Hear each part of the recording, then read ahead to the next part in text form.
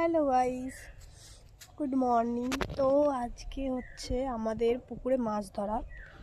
এই যেমন পিছনে পুকুর দেখতে পারবে না, পুকুর দেখে মনে হয়ও না, যাই হোক, কিন্তু ওর ভিতরে অনেক মাছ আছে, সেগুলো মা বাবা আজকে ধরবে।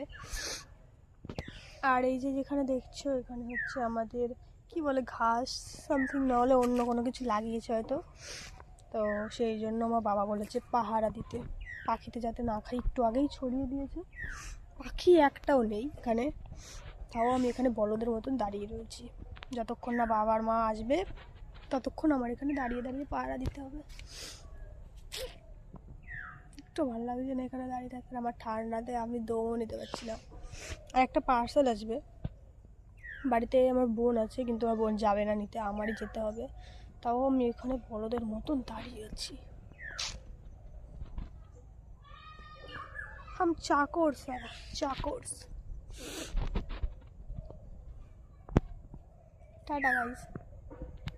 আবার যখন মাছ ধরা হবে তখন আমি তোমাদেরকে দেখাবো যে আমাদের পুকুর থেকে আদৌ কি কোনো মাছ উঠেছে নাকি ওঠেনি, আদৌ জানি না আমাদের মাছ আছে কি নেই, কিন্তু আমি তোমাদের সাথে সেটা শেয়ার করবো নেক্সট ভিডিওতে। ততক্ষণের জন্য বাই।